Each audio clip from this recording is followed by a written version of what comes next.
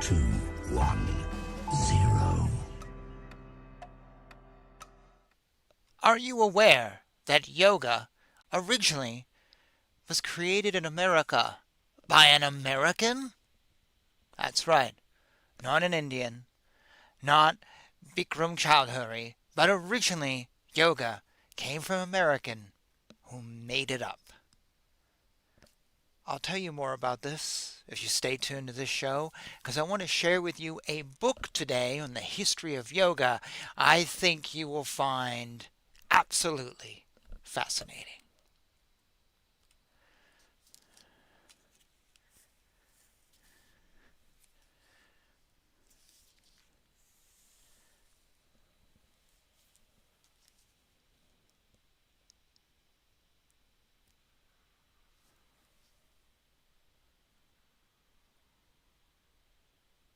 Today I want to share with you this book, The Great Oom, The Improbable Birth of Yoga in America by Robert Love. You may have heard of this. This is the biography of Sir Pierre Bernard, the man who kind of invented yoga. Sir Pierre Bernard is a fellow born in Iowa. His name was actually Perry Baker, and he used to do fantastic things like a carnival show type of fantastic things back at the turn of the century. Like he would put spikes and stuff in his mouth and not have any pain. And fantastical feats that he used to say he was able to withstand them due to this Eastern training he had. Eventually, he reinvented himself after some conflicts and run-ins with the law as Sir Pierre Bernard and set himself up in Yonkers, north of New York City, where he established a home and yoga studio, fame and fortune. He taught yoga to young women and men that would find him, just a small group. And then the group got bigger and bigger and bigger. He started actually teaching in someplace in New York City in a building, and then eventually moved to a place up in Yonkers as he grew, and students would live there with him, which just sounds fine. There's nothing wrong with that. At one point, he had supposedly learned some of this under an Indian guru too, which sounds fine. Except that, here's the part that gets interesting. He had these students come to him, and he advertised, get this wisdom, come to my class. And they would come, and he would teach them what he knew, which wasn't much, actually, not much at all. And here's a photo. If you like visuals, this is Pierre Bernard waiting for a court hearing.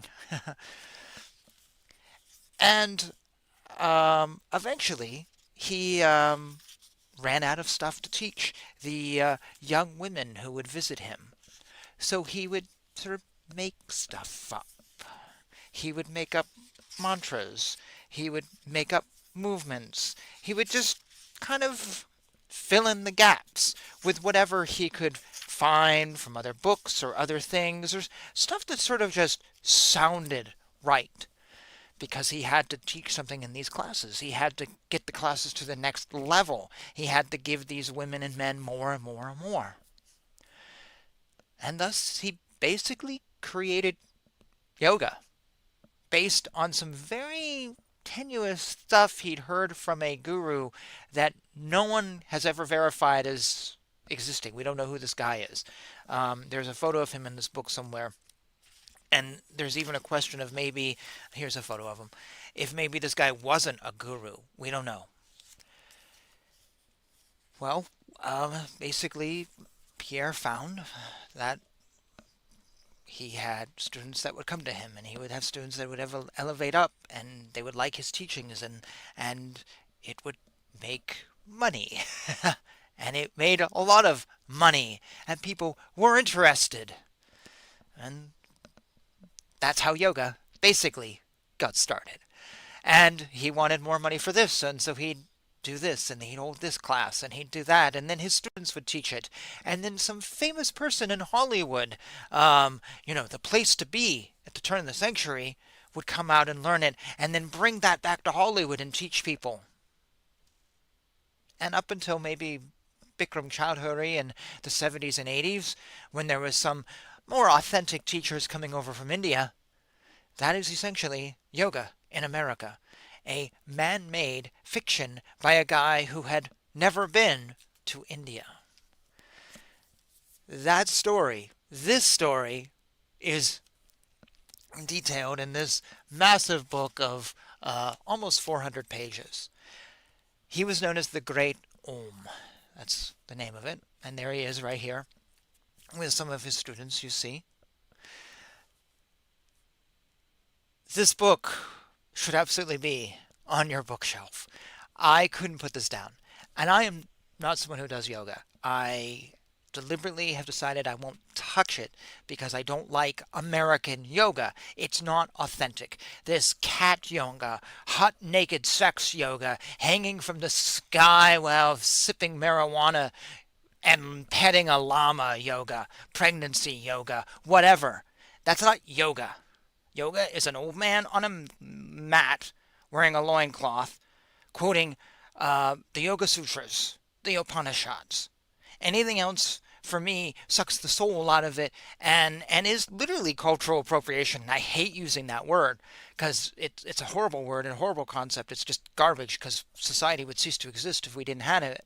But it's basically taking from this other tradition, sucking the soul out of it and saying, oh yeah, no, I invented yoga. This is cat yoga. This is from an old tradition. No, you've never read the Upanishads. And if you have, show me where cat yoga is listed in them. There's no cat yoga Upanishad. You've literally taken something and put your own copyright on it and invented something new. Aerodynamic yoga. Weightless yoga for overweight people. Whatever. There's a million varieties. You have sucked the soul out of this thing and turned it into a breathing exercise, a stretching exercise, a stress relief thing. You don't care about the gods. You treat them as fiction. You call Krishna as fiction. You don't care about India. I've talked to yoga people, and I'm like, oh, what do you think of Modi and what he's doing? And like, who's Modi? What do you mean? You're studying yoga? You don't know who Modi is? This is okay. All right, fair enough. Well, what's your feelings on the RSS or the Hinduism movement? And they look at me going, yeah, I don't know what that is. Why wouldn't you? If I was studying Asian architecture out of Japan, don't you think I'd know something about Japan? Or if I'm studying whatever, I don't know, the history of the royal family of England, don't you think I'd know about something about England? Nope, that's not it is. So I will not do this American yoga. I just won't touch it because it's not, it's a disgrace. So it really bothers me. But I love this book. Maybe I love it because it shows how yoga has been a disgrace. It's just been something fake. Not all yoga. There's some real yoga out there. And in the last 30 years, we can be thankful that people have brought over real yoga. And even before then. But for a long time, at the beginning of the century, before Swami Prabhupada, before George Harrison and the Beatles, before anyone like that, we had a lot of fake yoga created by one man, Sir Pierre Bernard, who wasn't even a sir, in New York, simply as a way to make money.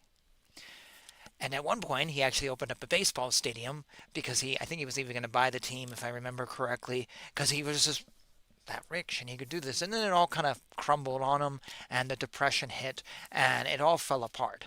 But if you were critical of the yoga you see around you and you just don't like it and you want more to argue with, check this book out. It is really, really good.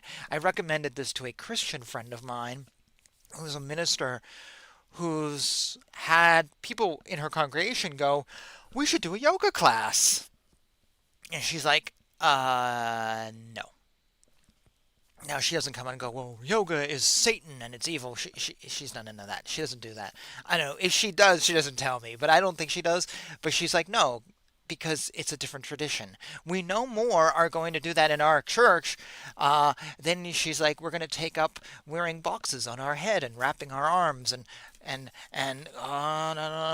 you know what I mean? Being like a Hasidic Jew. We're no more going to pray 5 times a day or take up Buddhism. But it's okay to take up yoga because it's like Hindu phobia, I think. Yes.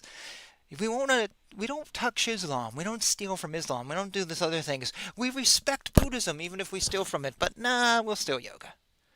You need to check this book out. This is so worth it. Now, there are other books on Sir Pierre Bernard. I've seen some criticisms of this book, so if you're really interested, go check out those other books. I have not, because I'm not really interested. My study of yoga is very surface. I have this and a few other books, and that's pretty much it. I have other things I really want to get into, but they are out there, so you can mix and match and compare. I'm not saying this is the be-all, end-all book of the greatest, but it is definitely worth reading. There's also another book. He had a nephew who actually ended up going to India, ended up going, my uncle's a fraud, but I'm going to find out the truth, and studied with Tibetan lamas, and really did dive into stuff. And he wrote a book, which I have on my shelf, but I haven't read. I'm, oh gosh, let me see if I can just pull up his name here. I don't remember right now. Probably should have grabbed it off my shelf. Yeah, I don't know. So there is numerous books out there on this. Here's the epilogue for this book. It says it all, though. Genius or fraud. Imagine that. Following yoga, and you're following a fraud. There's more to the story. 400 pages worth. You got to check this book out. Maybe you agree, maybe you don't, but if you disagree with what I'm saying on this channel, please read the book first before you disagree, because nothing pisses me off more than someone says, well, it's all lies. Did you read the book? No, I read a New York Times article about it by someone who went into it disagreeing with it. No, read the book, then come back to me. Or if you think I should read one of the other books, yeah, I'd be willing to do that if you think this one's really off, but that's beside the point.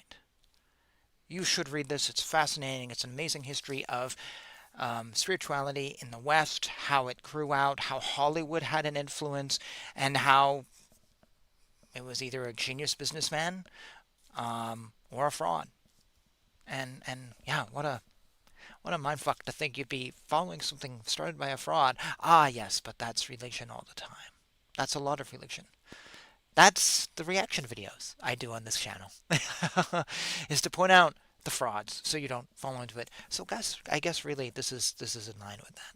Anyways, I like pointing out frauds. I think it's really important so we get our spirituality on track. Anyways, I've been wanting to share this book for a while. I've been wanting to do like a reading from it and just put up a solitary video like I do here and on Big Shoot of just reading a bit from it, but I tried a couple times and it just didn't work. So I just thought, you know what, I'm just going to share it with you guys. You should go out, investigate it, and if you do yoga and you're sitting here pissed off at me, well, read the book and then evaluate what you're doing.